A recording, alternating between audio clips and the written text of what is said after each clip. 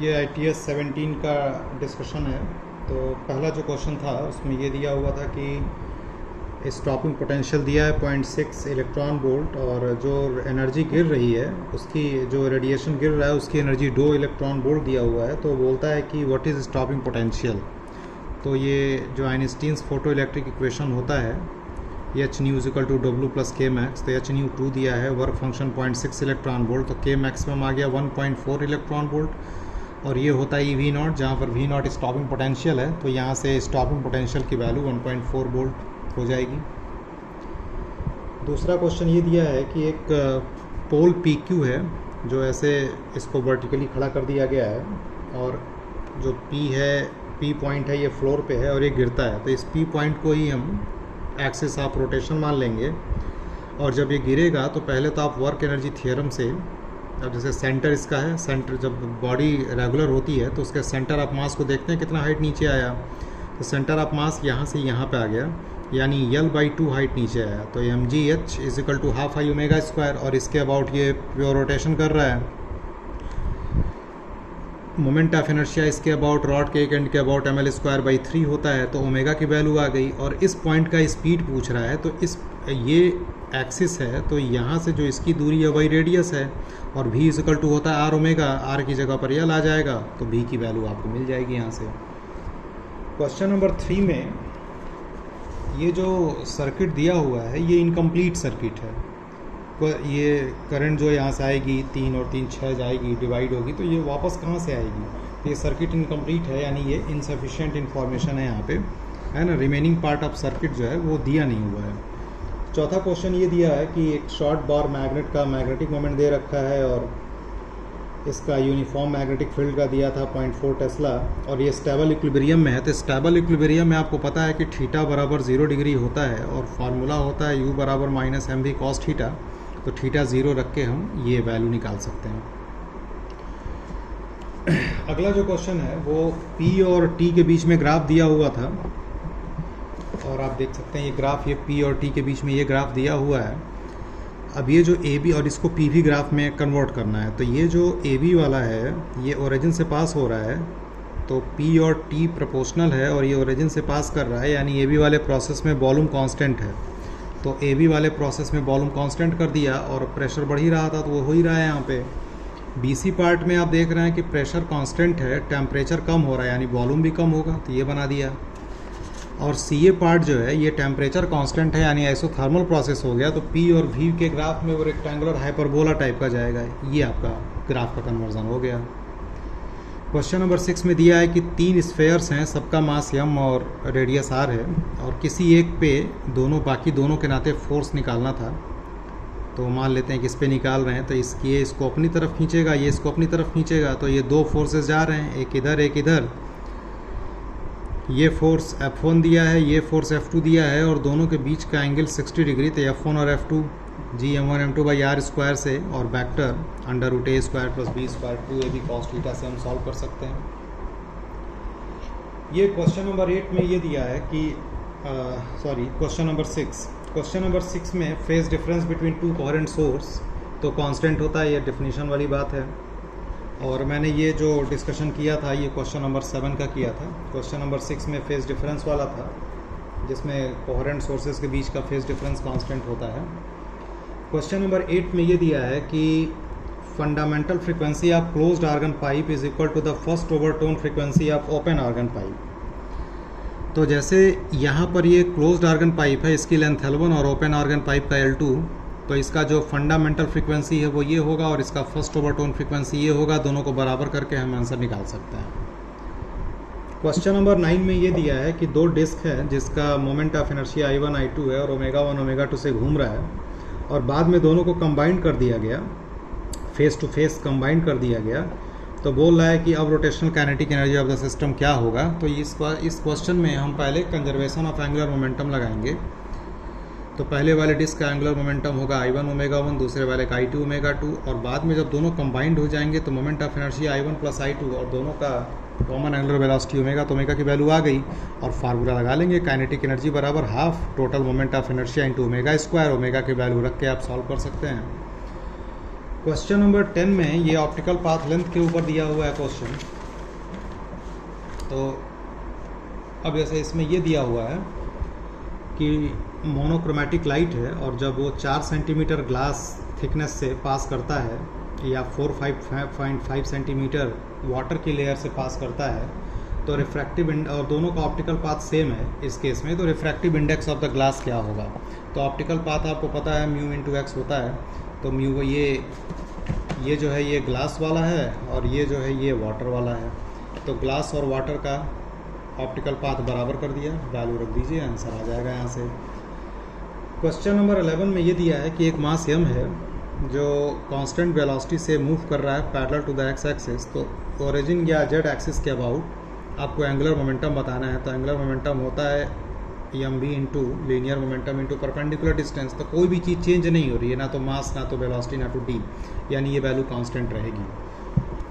Question number 12 में ये बोला है कि कॉइल है और उसका अगर number of turns per unit length double कर दिया जाए तो उसके सेल्फ इंडक्टेंस पे क्या फ़र्क पड़ जाएगा। तो सेल्फ इंडक्टेंस का ये फार्मूला होता है mu naught N square A L, N होता है number of turns per unit length. तो एल और एन में रिलेशन आपको दिख रहा है, तो यहाँ से आप फार्मूला ये L1 L2 by N1 square by N2 square ये आप लगा सकते हैं। क्वेश्चन नंबर 13 में ये दिया है कि एक बॉडी है 50 kg मास का जो सरफेस ऑफ द अर्थ पे है और जब इसको अर्थ के सरफेस से 200 मीटर ऊपर ले जा रहे हैं या 200 मीटर नीचे ले जा रहे हैं, तो ऊपर ले जाने पर जो वेट होगा और नीचे ले जाने पर जो वेट होगा दोनों का डिफरेंस निकालना है। तो ऊपर ले जाने पर जी में वेरिएशन ये आएगा, 200 किलोमीटर अर्थ के रेडियस के रिस्पेक्ट में बहुत कम है, तो ये फार्मूला लगा सकते हैं। और अर्थ के नीचे जाने पर ये फार्मूला होता है, दोनों का डिफरेंस निकाल लिया। और वेट क्या होगा, डिफरेंस निकालना है, तो वह वेट क्या होगा यम G2 माइनस G1, ठीक है ना। तो और G2 माइनस G1 की वैल्यू ये है, आप वैल्यू रख दीजिए, आंसर आ जाएगा यहाँ से। क्वेश्चन नंबर 14 में बोला है कि n equal resistor are use to produce a total resistance in circuit, तो ratio of maximum to minimum. देखो मैक्सिमम जो होता है वो सीरीज में जोड़ने से होता है, तो वो हो जाएगा NR, और मिनिमम होता है पैरेलल में जोड़ने से। दोनों का रेशियो निकाल लेते हैं। क्वेश्चन नंबर 15 जो है ये आप खुद भी कर सकते हैं इसको, है ना, ये थ्योरी पे बेस्ड क्वेश्चन हैं। क्वेश्चन नंबर 16 पे आइए। If the angle between polarizer and analyzer is 30 degree then percentage of incident light transmitted। तो जैसे जो लाइट गिर रही है वो I नॉट है और जो लाइट ट्रांसमिट होती है वो ये होता है ना। तो I बराबर I not cos square theta, यानी I बाई I नॉट का रेशियो निकालना है। तो वो कॉस स्क्वायर थीटा आएगा 3/4 और 100 से अगर मल्टीप्लाई कर देंगे तो 75% आंसर आ जाएगा। क्वेश्चन नंबर 17 दिया हुआ है कि एक कॉइन है जो टेबल पे, रोटेटिंग टेबल पे रखा गया है। It just slips if it is placed at distance 4 r from the centre. तो यहाँ पर जो फ्रिक्शन फोर्स होगा वही नेसेसरी सेंट्रीपिटल फोर्स होगा। तो पहले केस में फ्रिक्शन फोर्स की वैल्यू इतना लिख दिया। अब बोल रहा है कि अगर इसका एंगुलर वेलोसिटी डबल कर दिया तो कॉइन विल जस्ट स्लिप जब when it is at distance from the centre equal to. तो मान लिया कि x डिस्टेंस पर है तो फ्रिक्शन तो वही रहेगा, वही फ्रिक्शन फोर्स देने, वही सेंट्रीपिटल फोर्स देने वाला है। तो फ्रिक्शन फोर्स मान लिया m, ये 2 ओमेगा हो गया, ओमेगा की जगह ये x हो जाएगा। अब ये दोनों वैल्यू बराबर कर दो, तो कितनी दूरी पे रखना है ये पता चल जाएगा, r दूरी पे रखना होगा। क्वेश्चन नंबर 18 में ये बोला कि two wires of same material and same diameter in length in the ratio 2:9 they are stressed by same force, ratio of work done in stretching them. तो वर्क डन होता है, work done is equal to half kx square, F बराबर kx। ये value यहाँ पर हम x की जगह पे F/k रखें हैं, तो वर्क डन जो है ये पता चल गया कि प्रोपोर्शनल टू 1/k है। तो W1/W2, ठीक है ना, और k is equal to YA/L होता ही है, Y young modulus coefficient, A area, L length. तो W1/W2 हो गया K2/K1 और K2/K1 की वैल्यू L1/L2, इस वाले फार्मूले से K is proportional to 1/L है, तो K2/K1 L1/L2, तो आंसर आपको मिल जाएगा यहाँ से। क्वेश्चन नंबर जो 19 है उसमें आप देखिए ये दिया हुआ है कि VL और VC दोनों का ये बराबर है, रेटिंग ऑफ वोल्ट मीटर ये बराबर है, 300 वोल्ट दिया हुआ है। तो बोल रहा है कि तो ये रेजोनेंस की कंडीशन हो गई। तो उस केस में सर्किट जो होती है प्योरली रेजिस्टिव होती है। तो जो एमीटर का जो VR का इसका रीडिंग मिलेगा वो 220 वोल्ट के बराबर हो जाएगा और करंट की वैल्यू हो जाएगी क्या, V/R हो जाएगी, यानी 2.2 एम्पियर। ठीक है, ये यहाँ पर क्वेश्चन नंबर 19।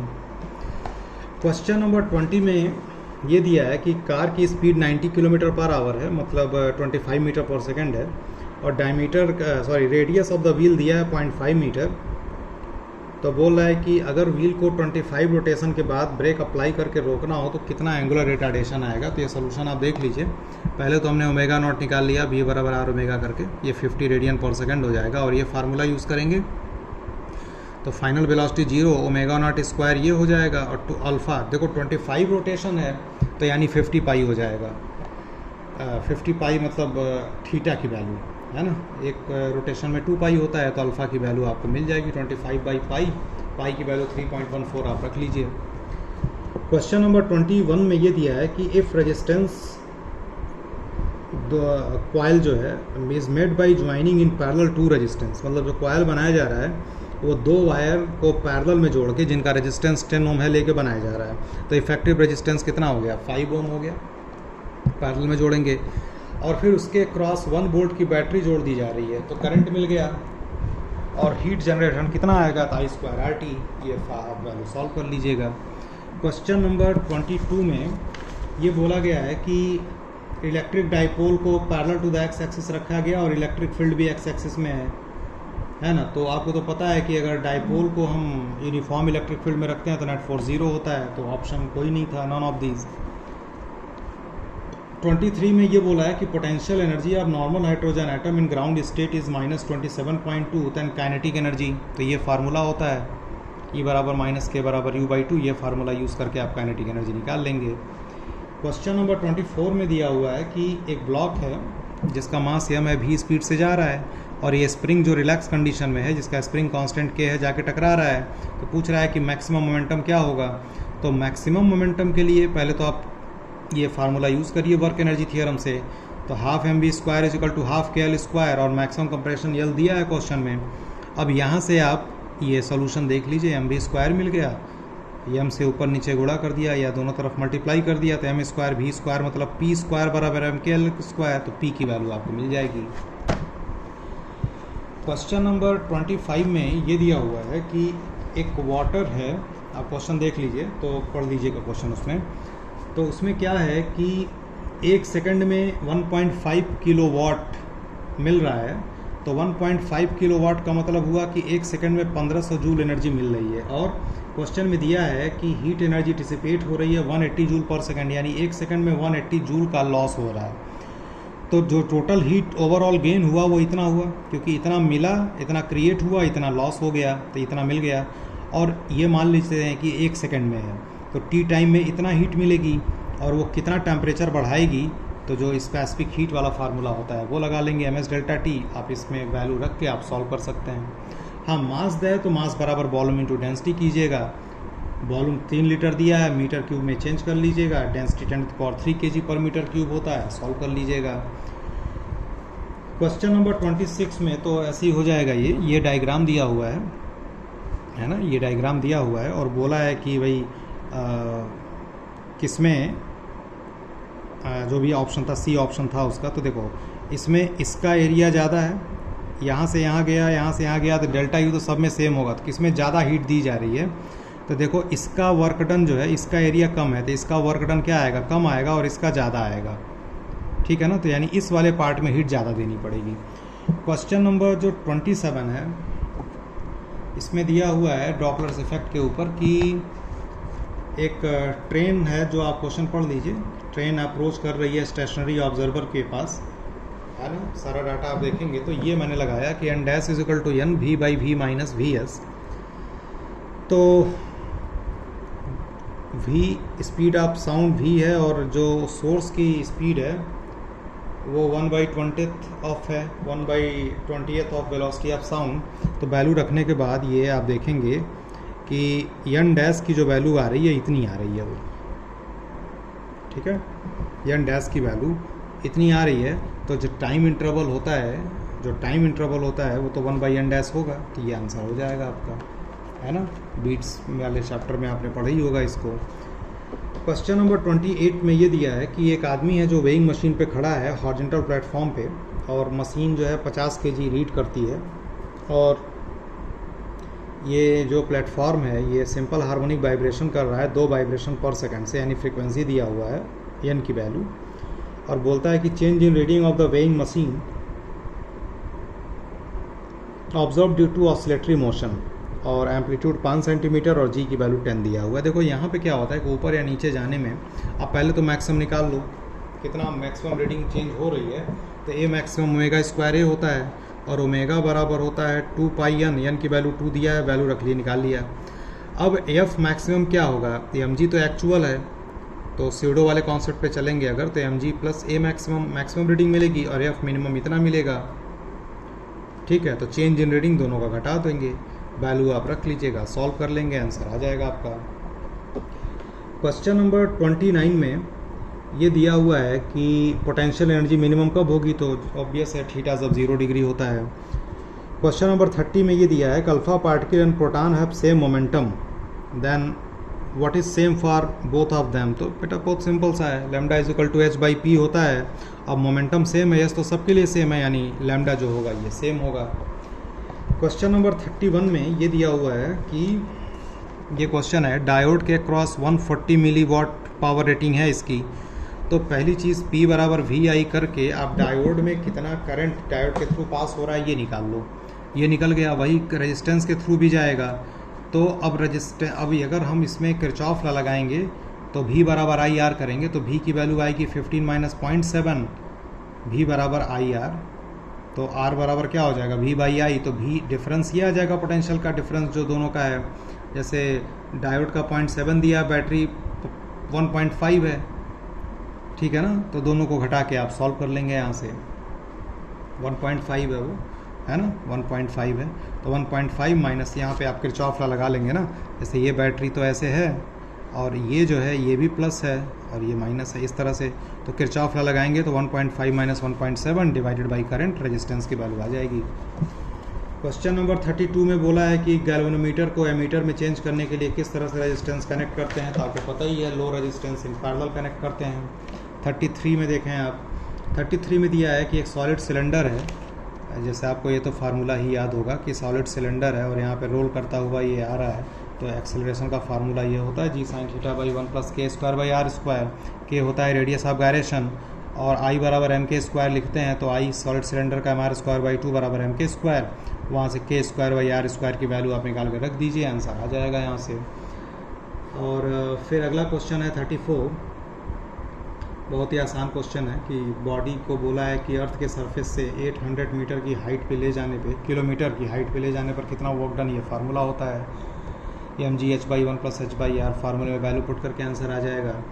फिर 35 क्वेश्चन ये दिया है कि एक लाइट है जिसका वेवलेंथ 6000 एंगस्ट्रॉम है, यानी 600 नैनोमीटर है, तो ये 3 डायोड दिया हुआ है, ये तीनों डायोड की अलग अलग वैल्यू दिया हुआ है। इस डायोड की वैल्यू दिया है 2.6, 1.9 और 3.2, तो कौन सा डिटेक्ट कर पाएगा वेवलेंथ को, तो आप जो एनर्जी गिर रही है पहले उसकी आप एनर्जी निकाल लीजिए, जो लाइट गिर रही है उसकी एनर्जी निकाल लिया 2.06, तो जो लाइट गिर रही है उसकी एनर्जी इतनी है। अब यहाँ पर देखो एक डायोड का गैप इतना है, बैंड गैप जो विड्थ गैप होती है वो इतनी है बैंड गैप, दूसरे का 1.9 है और तीसरे वाले का 3.2 है, तो इन दोनों को तो ये दोनों डिटेक्ट कर नहीं पाएंगे क्योंकि दोनों की जो वैल्यू है इससे ज़्यादा है, केवल यही है जो कम है, तो D2 वाला आंसर हो जाएगा, वही डिटेक्ट कर पाएगा इसको। क्वेश्चन नंबर 36 में दिया हुआ है कि एक बलून है, ये बलून 16 kg का है और ये नीचे आ रहा है 6.2 मीटर पर सेकंड स्क्वायर से, तो इसमें से कितना मास रिमूव कर दें ताकि ये ऊपर जाने लगे सेम एक्सेलरेशन से। तो पहली वाली कंडीशन देखिए, ये एक्सेलरेशन से नीचे आ रहा है mg, और ऊपर मान लीजिए कि ये एयर रेजिस्टेंस का फोर्स या आप कह लीजिए बॉयनेंट फोर्स लग रहा है, तो मैंने ये इक्वेशन जिस तरफ एक्सेलरेशन है उस तरफ का फोर्स माइनस अपोजिट फोर्स बराबर मास इनटू एक्सेलरेशन, और इसमें से मैंने स्मॉल m मास रिमूव कर दिया तो ऊपर जाने लगा, तो अब ऊपर जाने लगेगा तो फिर से जिस तरफ एक्सेलरेशन है उस तरफ का फोर्स माइनस अपोजिट फोर्स बराबर मास इनटू एक्सेलरेशन। अब दोनों को आप सॉल्व करिए, दोनों को जोड़ देंगे, बी कैंसिल हो जाएगा, कैपिटल M पता है, स्मॉल m निकल जाएगा। क्वेश्चन नंबर 37 में ये दिया है कि level of doubly ionized lithium ion has the same energy as the ground state energy of hydrogen atom। तो हाइड्रोजन एटम की ग्राउंड स्टेट की एनर्जी ये होती है, और मान लेते हैं कि लिथियम के एन स्टेट में एनर्जी इसके बराबर है, तो ये फार्मूला होता है। वैसे ये दोनों तरफ माइनस होता है, माइनस माइनस प्लस हो जाएगा। अब इसको आप सॉल्व कर लीजिए। क्वेश्चन नंबर 38 में तो बस ये दिया है कि भाई जैसे एनर्जी होती है ना, एनर्जी डेंसिटी, तो मैग्नेटिक फील्ड के टर्म में एनर्जी डेंसिटी ये होती है, और इलेक्ट्रिक फील्ड के टर्म में एनर्जी डेंसिटी ये होती है, और ये फार्मूला आपको पता है C बराबर E0/B0। तो अगर हम इस वाले में E0 की जगह पे लिख सकते हैं ना, C × B0, वहाँ पे रख देंगे तो ये तीनों ऑप्शन इसका सही था, ABC, यानी ऑल ऑफ दीज हो जाएगा। क्वेश्चन नंबर 39 में ये दिया है कि एक डबली कन्वेक्स लेंस है जिसका रिफ्रैक्टिव इंडेक्स 1.83 दिया है, और दोनों का ये रेडियस कर्वेचर R1 और R2 की वैल्यू 30 दिया हुआ है। साइन कन्वेंशन हम बाद में देख लेंगे। और इंसिडेंट लेब पैरेलल जा रही है ऐसे, तो ये पैरेलल जाती है तो कहाँ मिलती है, फोकस पे मिलती है। तो आप वही फोकस की वैल्यू पूछ रहा है ये, तो ये आप लेंस मेकर्स फार्मूला लगा लीजिए, μ-1 1/R1 - 1/R2। ये डायरेक्शन ऑफ इंसिडेंट रे है, तो ये R1 है तो ये साइन पॉजिटिव होगा, ये R2 है तो ये साइन नेगेटिव होगा, और वैल्यू रख के आप सॉल्व कर लीजिए। ठीक है। क्वेश्चन नंबर 40 थोड़ा सा कैलकुलेटिव क्वेश्चन है। जैसे बॉडी को बोला गया कि h हाइट के टावर से ऊपर फेंकते हैं u स्पीड से, तो ग्राउंड पहुंचने पे टाइम t1 लगता है, तो ये फार्मूला लगाते हैं h बराबर -u t1 + ½ g t1²। और जब उसको सीधे नीचे फेंकेंगे u से, तो ये फार्मूला आएगा u t2 + ½ g t2²। तो करते क्या है, जो पहला वाला इक्वेशन है इसमें t1 वाला टर्म आ रहा है तो t2 से मल्टीप्लाई करो, और दूसरे वाले में t2 है तो t1 से मल्टीप्लाई करो। तो ये मल्टीप्लाई करने के बाद आपको इस तरह की इक्वेशन मिलेगी, और आप दोनों को जोड़ दो। तो दोनों को जोड़ा तो ये आ गया, t1 + t2 कट गया, और h बराबर आ गया ½ g t1 t2। और अगर बॉडी को हम ड्रॉप करते हैं h हाइट से तो ½ g t² होता है। तो दोनों को आप कंपैरिजन करेंगे तो t² की जगह t1 t2 ये रिलेशन मिल जाएगा आपको। क्वेश्चन नंबर 41 जो है ये डायोड पर बेस्ड है ना, वैल्यू ऑफ करंट पूछ रहा है, तो इसका और इसका difference potential difference by resistance, यही आंसर हो जाएगा। तो पोटेंशियल डिफरेंस बाय रेजिस्टेंस। और क्वेश्चन नंबर 42 में ये दिया है ये कि L बराबर 2 मिली हेनरी दिया हुआ है, तो और करंट और टाइम का रिलेशन दिया हुआ है बेटा t² e⁻t। तो v की वैल्यू ये होती है। अब EMF जो होगा जीरो कब होगा, L तो भाई जीरो होगा नहीं, तो di/dt जीरो हो, तो इसको डिफरेंशिएट करो। तो ये मान लेना कि फर्स्ट फंक्शन है, ये सेकंड फंक्शन है। तो डिफरेंशिएशन कैसे करते हैं, first into differentiation of second plus second into differentiation of first. Differentiation आपको आता ही होगा, और उसकी वैल्यू जीरो रख के आप सॉल्व करिएगा। क्वेश्चन नंबर 43 जो है ये YDSC एक्सपेरिमेंट पर बेस्ड है, और इसमें ये बोला है कि स्लिट के बीच का दूरी 0.8 mm दिया हुआ है, और थर्ड डार्क फ्रिंज जो है ये सेंट्रल मैक्सिमा से 1.5 mm की दूरी पे बनता है। तो wavelength of the monochromatic source of light used, तो देखो ये सेंट्रल ब्राइट फ्रिंज है, तो ये फर्स्ट ब्राइट, ये सेकंड ब्राइट, ये थर्ड ब्राइट। तो इसके बाद ये फर्स्ट डार्क बनेगा, फिर यहाँ पर सेकंड डार्क बनेगा, फिर यहाँ पे थर्ड डार्क बनेगा। तो ध्यान से देखें तो यहाँ से यहाँ तक बीटा मतलब फ्रिंज विड्थ, यहाँ से यहाँ तक बीटा, और ये β/2। तो टोटल कितना हो गया, ये 5 β/2, और 5 β/2 की वैल्यू ये दिया हुआ है। ठीक है, 5 β/2 की वैल्यू ये दिया हुआ है, और आप बस वैल्यूज़ आप कैपिटल डी की वैल्यू जो 1 मीटर दिया है, स्मॉल डी की वैल्यू 0.8 mm दिया है, लैम्डा की वैल्यू आप निकाल लेंगे। थोड़ा कैलकुलेशन सही से करिएगा। क्वेश्चन नंबर 44 में ये दिया है कि दो रेडियो एक्टिव एलिमेंट हैं x1 x2, एक का ये 5 लैम्डा, इसका लैम्डा दिया है, और दोनों का जो इनिशियल मॉलिक्यूल है वो सेम है। तो बोल रहा है कि कितने टाइम के बाद N1 और N2 का रेशियो 1/e हो जाएगा। तो आप देखिए N1 = n0 e⁻⁻5 lambda T, और N2 = n0 e⁻⁻λt। दोनों का रेशियो 1/e है ना। तो N1/N2 जो ये है, ये मैंने 1/e लिखा, और इसको सॉल्व करके आप जब कंपैरिजन करेंगे तो देखो e के ऊपर ये चूँकि बराबर है तो e के ऊपर पावर सेम होना चाहिए, यानी e का 4 लैम्डा टी पावर, e का 1 पावर, दोनों बराबर होना चाहिए। तो t की वैल्यू आ जाएगी यहाँ से। क्वेश्चन नंबर 45 जो है p और v का ग्राफ है। तो पहली चीज़ ये कि वर्क डन तो निगेटिव होना है, क्योंकि ये साइकिल में एंटी क्लॉकवाइज घूम रहा है ना। और वैसे भी देख सकते हैं कि यहाँ से यहाँ तक का वर्क डन जो है ये पॉजिटिव है, ये तो ज़ीरो देगा क्योंकि आइसोकोरिक हो गया, वॉल्यूम कांस्टेंट है। और इसका जो वर्क डन देखो वॉल्यूम कम हो रहा है तो इसका वर्क डन निगेटिव होगा, तो ओवरऑल ये पूरा इतना निगेटिव होगा और ये इतना पॉजिटिव है, तो बचा हुआ पार्ट तो निगेटिव ही होगा। और पी और वी का आप एरिया निकाल लेते हैं, तो ट्रायंगल का एरिया निकाल लीजिए, half into base into height. तो हाफ इंटू बेस कितना है 2v0, हाइट इतना है, ये आंसर आ गया। ठीक है बेटा, अब आपको जो नेक्स्ट टेस्ट है आपका परसों, उसके लिए बेस्ट ऑफ लक।